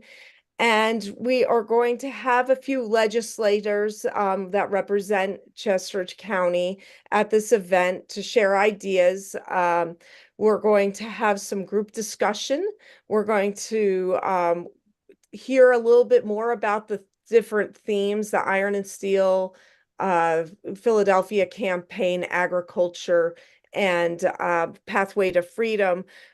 Those different heritage themes will be represented. We'll talk about it. And then if you have ideas in your own township, you can kind of hear and think about how you can link in that. This is a registration is required for this. They can hold up to 150 people. Last I heard, we were almost up to 100, and you know how folks leave things to last minute in terms of registering for things. So if you have an interest in attending, please come. It's a great time to hear what everyone else is doing in Chester County and see how we can work together. So that's it in a nutshell in terms of my presentation. There is a media kit on our website as well. So if you have a township newsletter, or if you want to put something on your website promoting 250 to your residents, to let them know that we have this 250 events calendar, so folks can take advantage of that now. Or if you're have folks who love history and want to get involved in any kind of planning that you might be doing in Franklin Township, you can key them in as well. And again, the 250 website is a one-stop shopping resource for all kinds of planning needs for 250. So that's And it. Heather, Go ahead. I'm sorry, Heather. I just said I'd be happy to work with you with anything for the website or on Facebook. Fantastic. Fantastic. So Heather, this is Donna. I do have a question. So everything you said is positive. It's about, we love our country. We want to present it in the best light. But there is, in one of your papers, they talk about, we talked about the power of our place, and you went through that, the Philadelphia campaign, Iron and Steel, Pathway to Freedom. But then there's another grouping, and it talks about the American experiment, an unfinished revolution by we the people, examining our continuing journey of evolving values. Yeah. So what is that? Because my initial sense is I'm not comfortable with that. I don't know what it is, but it sounds unfinished revolution. I don't look at us as being in a revolution. We always strive to get better. I also don't see us as about evolving values. Our values are our values, and we try to strive to live up to them. So you kind of didn't touch this, but this is to me the big question mark. What else? What does this entail? So one of the things that we're also having, there's some community conversations that are going on. I can't bring up the website here too easily. but there's a couple of different groups that are leading conversations about various social justice issues. When we talk about, I mean, the fact of the matter is, there's America's history comes up to today, and we're still grappling with a lot of different things that have continued over time. And that evolving values comes straight from the Heritage Tourism Plan.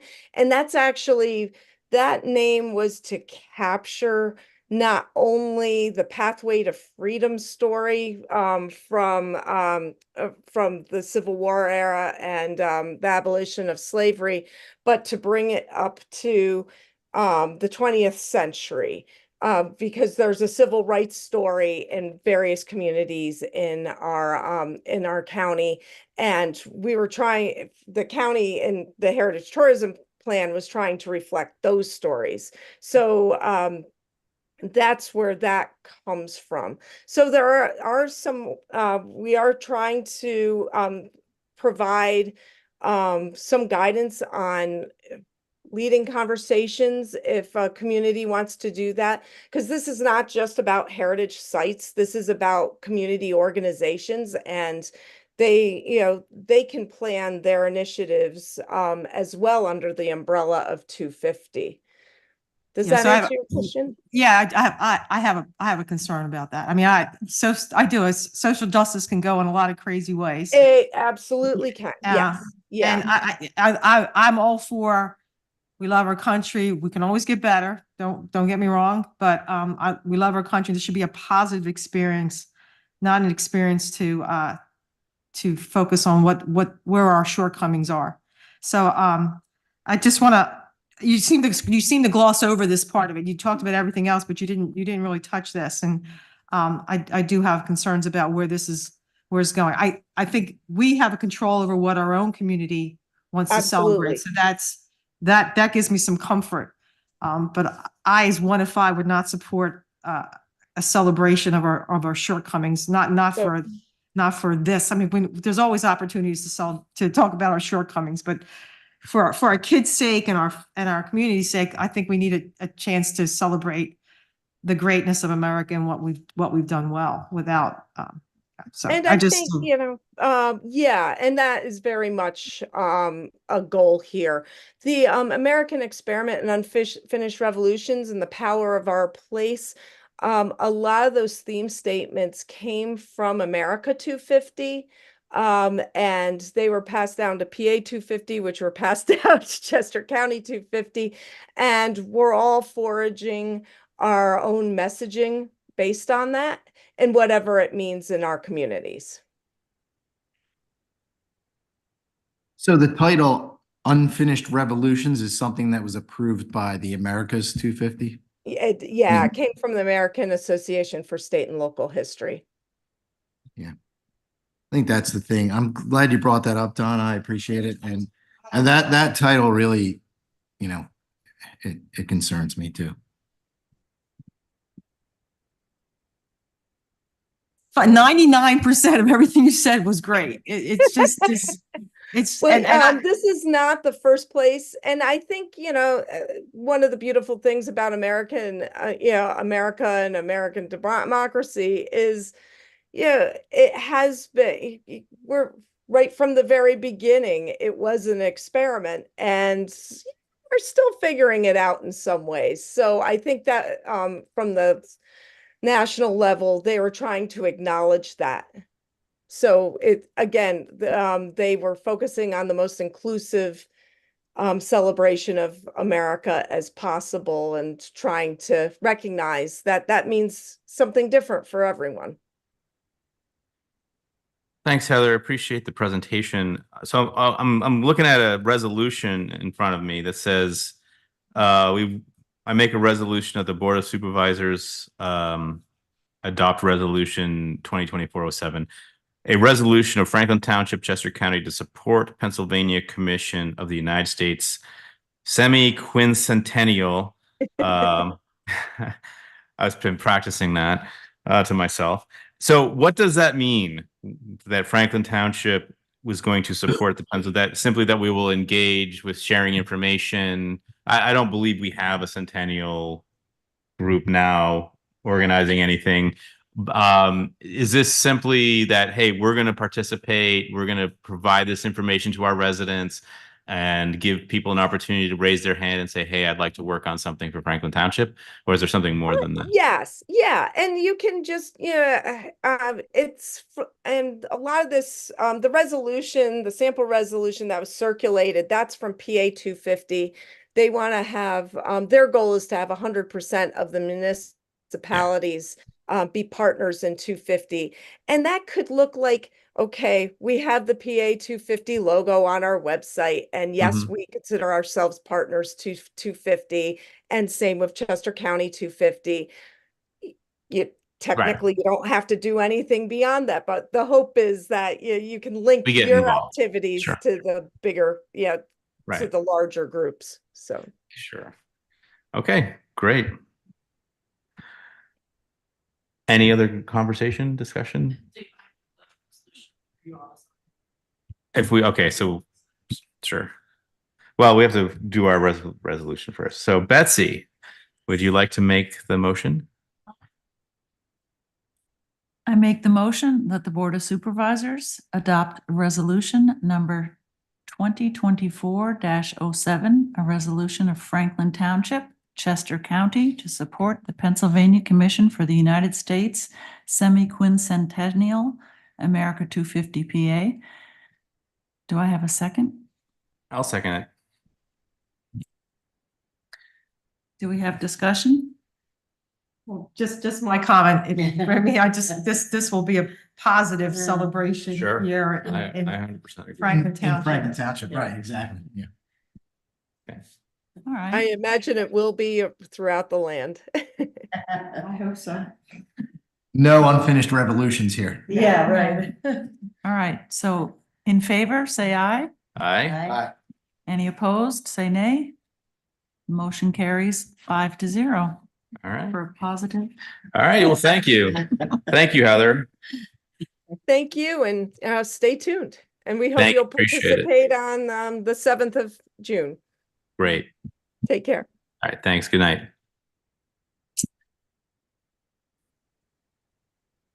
All right. So next we have the solicitor's report. Oh, sorry, Donna. That's good. So, Guy, this is for you. So solicitors report, please. Yes, good evening. There are no deliverables this evening. Our office, in conjunction with your staff, have been monitoring some ongoing issues that we've discussed in prior meetings, and some which we will discuss in future meetings. But we've just been fielding issues as they come up from your administration. Nothing particularly weighty in that regard, but we've looked at some agreements and some contracts relating to your upcoming festival. We've looked at some ongoing issues with respect to the Lexington sewer plant. We've been monitoring some ongoing litigation of a de minimis nature, is how I would put it. So I really don't have any specific deliverables to present this evening, but I'm happy to address any questions or concerns that you might have. Anything for Guy? So I don't think I have anything new other than some of the topics that we discussed earlier today at the meeting, but I don't think I have anything specific. All right, sounds like you're up to Well, heat, Guy. that concludes my report. All right, thank you. Excellent work. All right, so that brings us to our last topic of the evening. So let me share my screen. So I want to again thank Mary for coming up. We're going to talk about the Crossan Park trail map, the trail plan for the park. And again, Mary's no longer on, but I want to thank her again for her work on this. She's did a much nicer job than I did with my scribbling in Microsoft Paint. So this looks really, really nice and professional.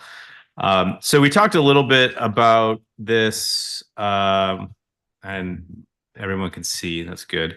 and you can see my, all right. So we've been working on this trail plan.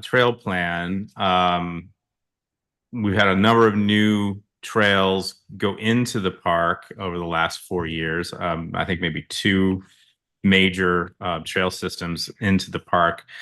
And what we want to do as we finalize the trail plan, and this is, and I really mean that, is we want to have the established trails in Franklin Township. So the pro has been working on signage, worked on this map, and has done a really nice job with that. We're getting our trail markers in place and ready. So Paul's been working on that along with our Eagle Scout project planner. And so we want to make sure that we get it right. And we've talked, and I've talked individually with board members, and we've talked as a group about what our philosophy of the park is, and how we want to approach trail design, trail maintenance. What does a trail mean? And so I think we've started to coalesce and come up with a plan. I think with one of the overarching, let me admit this. Oh, Mary, you just missed it. I was singing your praises. So thank you again for the great work that you did on this. So one of the things that we've been thinking about is the areas in the northern part of this map, and that's up in here. We've abandoned a lot of trails in here. Not because we just didn't want to work on them, but it's largely a very wet area, or it's consistently wet over time. And what we've done over the last couple of years when we design a trail is look for high areas that really don't need too much surfacing. They're natural trails. They mostly stay dry throughout the year. And they're fairly easy to traverse. So that's kind of the starting point I think that the board is looking for. And I think the other thing that I think about is sort of stewardship when we talk about trails in the woodlands. And so I'm particularly focusing over here on Franklin Preserve. This is a really robust trail system. It's well designed. It stays dry, leaves a lot of open space within the preserve for animals to thrive. And we've tried to make these trail systems natural. So, and what I mean by that is it's simply, with some exceptions, you're simply clearing a path that's already essentially there, whether it's moving scrubland away or flattening out a trail. And if for whatever reason we decide to abandon it, we just stop using it and it goes back to its natural state. And so, at least for myself, when I think about a trail in woodlands, that's what I like to see. That's what I like to have, is these natural areas, natural trail systems. And I think it kind of speaks to our responsibility to be good stewards of these natural environments.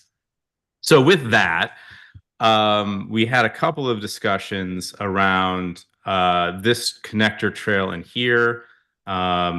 This was a trail that connects this old post road trail to this larger trail system. And so we talked a little bit about this area.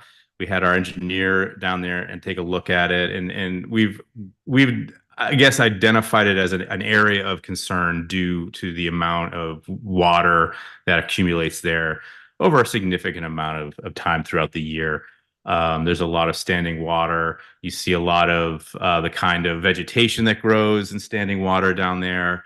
And in order to build a trail system in this area, you're really going to need to put material there that isn't there naturally, right? So we call it like hardening trails or building up trails with either, asphalt millings or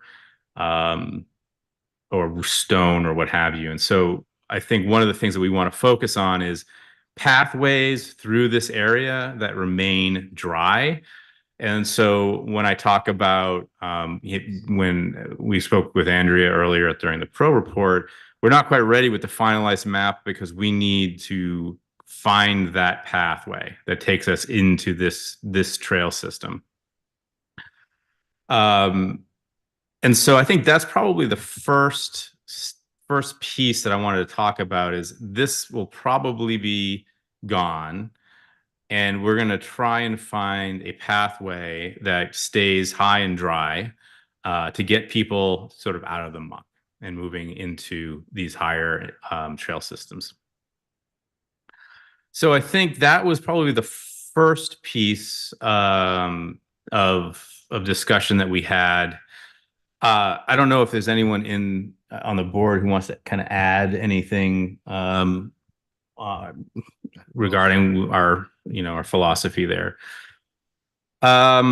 So with that, I think the other thing that I wanted to talk about is so again, to my point is we don't have this trail in here. And so I don't want to, again, drive Mary insane every week saying, hey, we found something new. I'd rather just get her the final, here's the thing. This is the trail system. Right, I think what you're saying, we're staying out of that area, right? We're staying out of here. Right. We want to connect to these established dry trails. We just want to avoid anything wet. Right. And it keeps again, it goes back to we don't necessarily need to introduce foreign material into our trail systems in here. We can find a route that doesn't require that. Again, we had our township engineer and manager, and we walked the trails several times in here. And we were talking about the pavilion to pavilion connector trail. So the east-west connector trail, I think every time we have this conversation, so we all get confused as to what we're talking about, but we're talking about connecting essentially this lot to this lot, these two pavilions. There was a proposed trail that when we first saw it, we said, hey, you know what, this actually seems pretty reasonable. It kind of cut through in this kind of fashion, would have required some bridge work. But when we kind of took a step back and looked at what was there, we already have two paths that can get us to this lower pavilion that wouldn't require building a new bridge, going through any wet areas, going over any wet areas. We have if you're going into this asphalt trail where the asphalt trail stops, you can take a right and follow that trail down. It's a fairly easy trail to walk. It's a switchback, good surfacing, and it takes us down to the already built bridge there, brings you out into the lower pavilion. There's a longer trail that's actually maybe a little bit more gentler to walk around that also takes us to the same spot. The one caveat is that this extension here has not been completed yet. But it's a fairly straight shot to actually just extend this down. And so I think one of the issues, and particularly with walkers who are avoiding this intersection, is that's not really there's no signage. It just kind of stops. And if you're really not looking and paying attention, they don't know, oh, if I just take this right, I can walk right through here and get to the lower pavilion. So, at least talking to the individual board members, we thought, well, having a third trail here that kind of ends up in the same spot is largely unnecessary since we do have these two routes here. As I'm thinking about it, we'll probably have to change the color of this yellow to indicate that it's not a paved trail, that it's a dirt trail. But I think that there's I've walked it, I've ridden my bike on it. It's a pretty straightforward, easy trail to traverse. So I think walkers should be able to traverse that with little effort. I think the other thing that is missing, and I think Matt, if you're on, there's a trail. This isn't quite right. I think this trail connects. This trail here connects here. I'm not sure, but I think we're missing a trail that goes. Yeah, correct. Yeah, there's you know what I'm talking about. It goes up through here. No, there's It's not missing. It's not there. It's not written on the map. Yeah, No. so there's a, The red trail there, that red line is, that's correct. that's correct. Is Yeah. there not a trail that goes right here? No. Not yet. That Not would be yet. the hope. That would be Okay. the hope, to have something that comes around down there. Okay. All right. It's, And I it's not completed yet, right? That's all we're saying. It's approved and not completed. Correct. Yes. You can hear me. Okay. Yeah. Yeah. Is this correct right here? The way this is, I Yes. don't know. That. Yes. Yeah. Yep. Okay. All right. Yep. So Mary made some updates in the upper right corner. The trail that goes, the gray trail that goes east-west is not quite correct. That one. It doesn't stop. It goes to the right a little further and connects to the red trail. This Right goes all there. the way here. Right there. Yeah. Yeah. Yep. So likely the dry path will come into this guy. Is that correct? I wasn't able to find a dry spot through there, Dave, and I would love to meet Ron Reagan to help him, but I have been asked not to help him, or I'm not allowed to, but I know the woods pretty well, and I would love to help him if you let me. But otherwise, I'll just see what he says. Yeah, let's see where he and let's see where we end up. But I think the point is that there's a couple of loose ends here that we want to tighten up, and then from there, the other piece. And again, I think there's a path here somewhere where it's kind of straight up and down. I think this is it. That kind of, we don't necessarily want people walking because it's a pretty straight, hard slope. I think this one up here is similar. There's a line that goes straight down here. Those are the kinds of things we want to clean up to kind of indicate that not all of these gray trails are equal, right? Some of them are just access roads that we don't necessarily want people to walk up and down. So I guess that's it. I mean, I think that's kind of our overall trail philosophy and plan. I don't know if there's any other comments or questions from the board on what we're trying to accomplish here. Yeah, I think what we said before is most of the stuff's already there. It's just, it's about working with Matt and the group to clear what needs to be clear, but it's mostly there. So it's not about creating new trails as much as just I think the only property marketing, was what you were saying. Yeah, I think it's kind of semantics where we're not creating necessarily an additional trail. We're going to be abandoning this and trying to find a dry route that goes into here. And I think my intention, and I guess I'm repeating myself, is, I like the natural trails when you're in the woods, right? And it becomes difficult to maintain once you're back in here. Let's have I think it's a good idea to have these sustainable type trails in the woods system. And obviously we can't be in wet areas. So that's all I had. I don't know if there's anything else we want to talk about with the trails. Andrea, Paul, Matt, I don't know if you have any comments or questions that you'd like to add to the conversation. This is Paul. I'll go. Dave, I like what you said about the one that's steep going up and down. Could you point to that one in the right corner there? Yeah, that one. So, I think if we don't mark it as a trail, it won't get used too much. Like you notice the red and the green don't use it except that little bit of green. Yeah. And so I would propose that we ask Matt to kind of smooth out that intersection rather than forcing people, because you're going straight down the hill in that little zigzag right there. Yeah. But unfortunately, the green trail kind of ends there and then continues down below. So if we could just straighten out that intersection, I think that would be an improvement to keep people off the straight up and down. Yeah. That would be my suggestion. Yeah, and I should probably say it's not that, if someone wants to get out of there and they want to take the straight up and down trail, that's fine. It's just, it's not a good trail to walk up and down, right? It's not enjoyable. You want to have your people to have an enjoyable experience. Well, that's right. That's why I laid out the other ones in circles that are, in various lengths and through various areas of the wood. Yeah. And then exactly.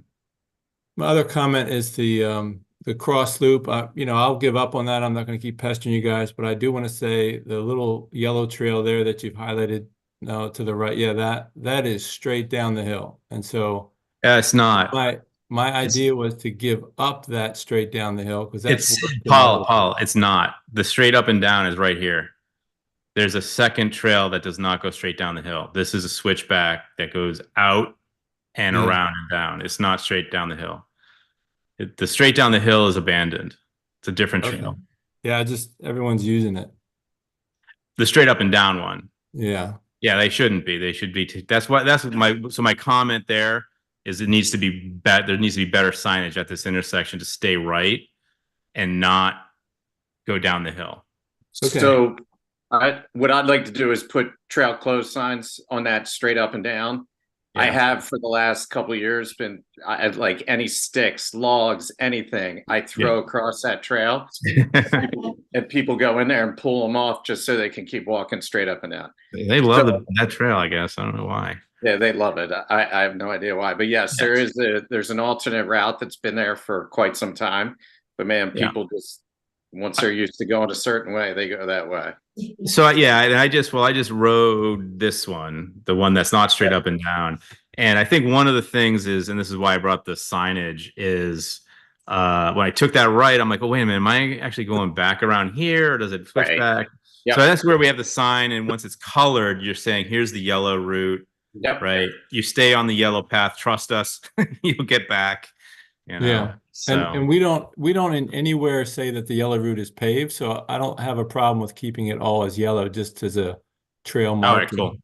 Yeah. Yeah. So Yeah, because so if you walk this one, Paul, you just stay to your right, you'll see. I know it very well, Dave, but like when you start going in the wrong direction, I was trying to make it the shortest, straightest route across the valley there and abandon that side. That was my plan. And then this one is if you want to take a longer route, right? So Yeah, that's generally a bike run though. It's not very walker friendly, but it's great for bikes. So okay, great. Well, all I'll be right. working with Mary on it. She's got some updates to give you, but we'll see what happens in the upper right-hand corner there. I mean, there's I want to remind you that, I'm trying to keep the maximum length of Post Road. Like if he cuts half of it off to find a dry spot, I would hate to see that. And then remember, I am trying to keep a connection in the upper right-hand corner for the neighbors to get to. So if he keeps us too far from that corner, we'll lose that connection to the upper right-hand corner. You know what I mean? Yeah, I think the issue here is it's all wet. No, right? the upper right-hand corner to the here? right. Yeah, there. So that's so I'm not sure. We'd have to find a way to get into here that you're not going through this swampy area. Right. And as you said in the beginning, we abandoned a lot of wet trails. And that 150 feet, I mean, I was on it yesterday. It's in pretty decent shape. And as we mentioned, we were there. If we had another 2 or 3 inches of gravel, not millings, gravel, I think it would be fine and we could move on. But that would be my suggestion. All right. I understand it's a wet area, but we've given up so much other wet areas that keeping a little bit through that wet spot isn't, and it's been there for 25 years. I was just trying to improve it. And I feel like I've opened a can of worms by trying to improve something that was muddy for 25 years. Yeah.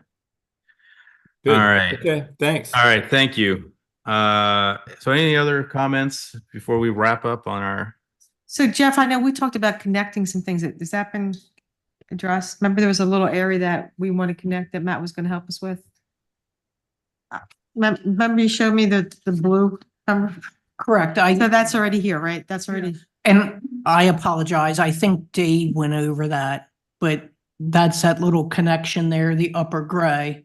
Mine shows a blue line, but right. Dave's spot on.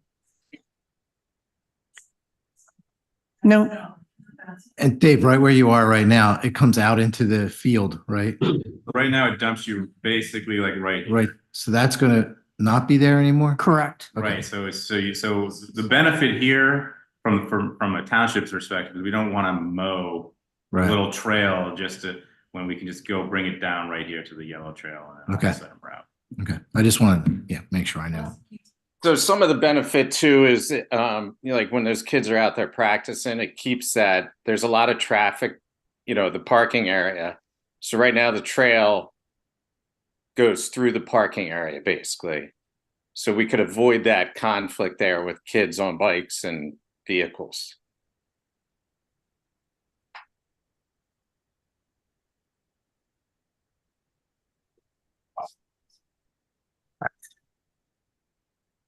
It's all going to be about marking. It's getting, That's- I know, Paul, you're looking into it, but we just have to invest in these I markers.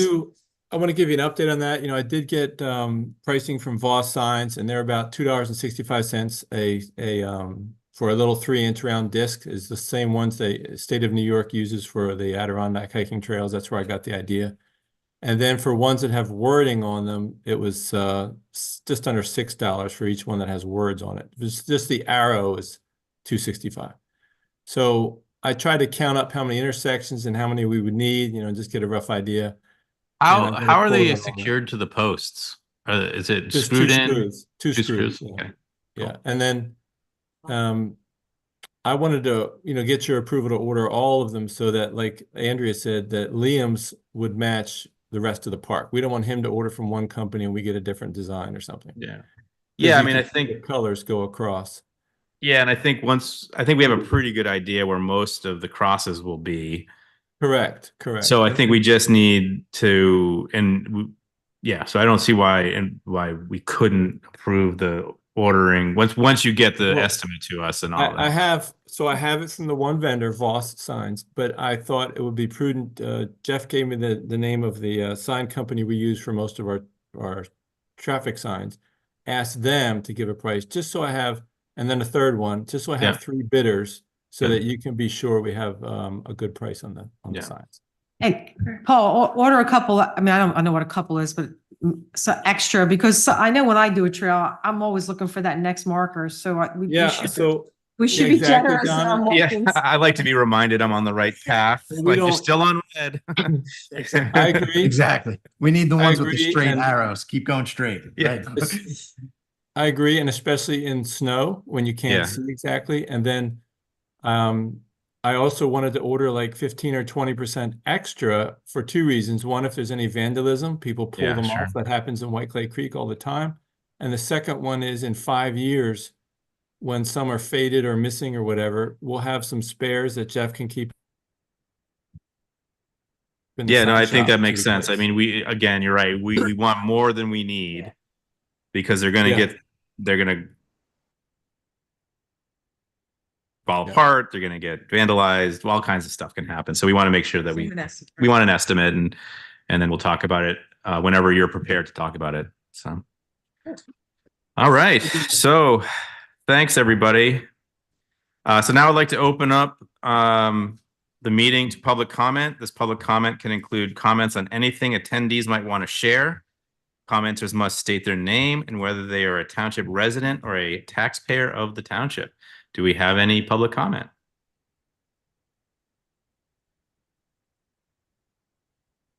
So this is Paul again. I was hoping someone else would talk, but I'll say congratulations to all of you for the Hocking farm. I don't want to, I guess it's not complete, but your commitment to that, that's awesome. Really good work. That was the last Thank you. gem, the biggest gem left in the township. So that's really great. I Yeah, know thank you, that's Paul. been a long time coming. So I appreciate your hard work on that. I just do want to give a reminder. I don't know if Jeff is still in the room.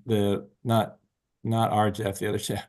Oh, Jeff. Yeah, he's gone. Is that a reminder that with an ag easement, if there's any hope of a trail, you have to put a trail down first and the ag easement over top. You can't do the opposite. And if there's no agreement for a trail, you would just have a future potential trail, just so it's on paper, so that it's not forbidden for all eternity. And if I could remind you, we have a trail easement or trail built from White Clay Creek Crescent, White Clay Crescent Park, all the way to the sidewalks of West Grove. So the only missing piece is the Hocking farm, and it would be along the creek, nowhere near their farm, nowhere near their cropland, just along the creek bottom on the south side of the creek. So I'd love to talk to someone about that if you could entertain that idea, but we wouldn't want to get it down on paper and then it's forbidden forever and then we've lost that trail connector. That's very important. Mhm. I mean, I will if you want. So Paul, there's not going to be a trail. So we worked with the Hawkins and there were certain things that were very, very, very important to them. And not having a trail was big. So, it's not going to happen. And then we weren't going to lose the property over this. We wanted to be able to preserve the property. Yeah, well, I guess my request was that they put something on paper that future owners may allow it, even if they're, saying no. Otherwise it's permanent.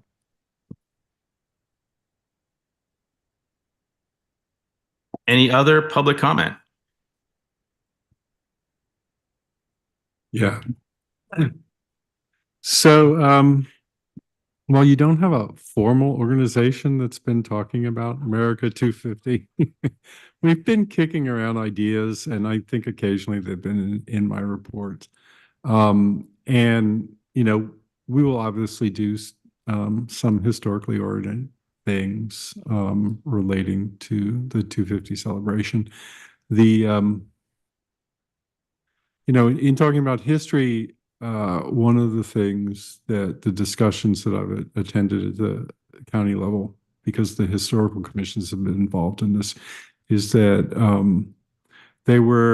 because there are many parts of the state where nothing significant happened in 1776 because nobody was there.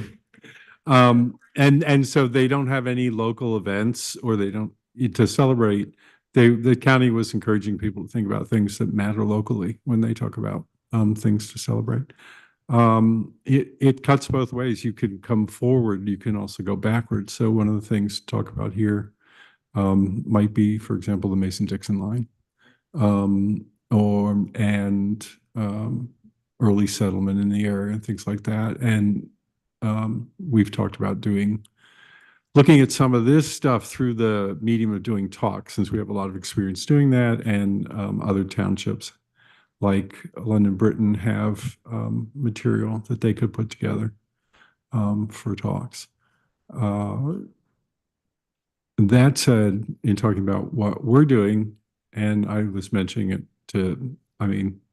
Heather sort of said the same thing I was doing. Again, you don't have to be focused specifically on July 4th either, so that the Fall Festival as a regular township event is a really good time to think about doing something in the township, because, let's be honest, we're not going to compete with a big fireworks display somewhere else.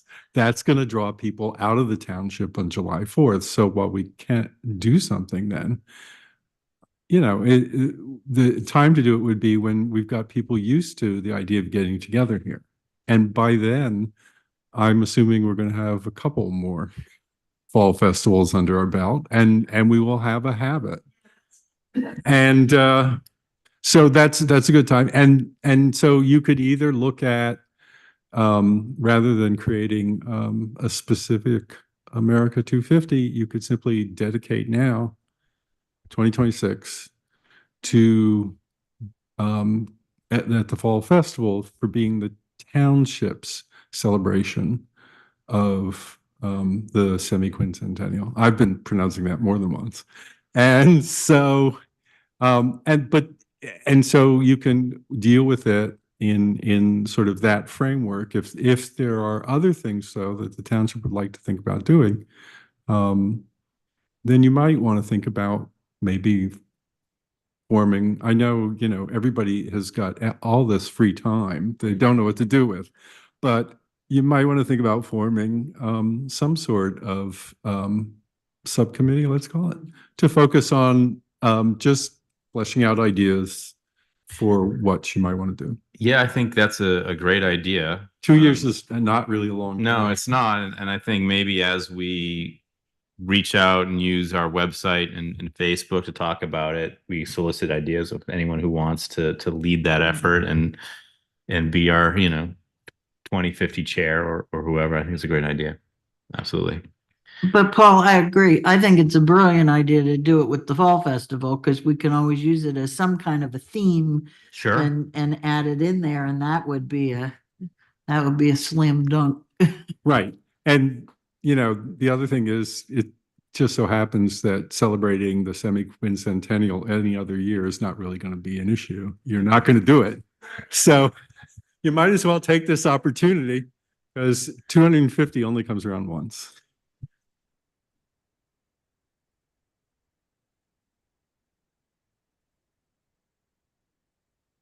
Do we have any other public comment?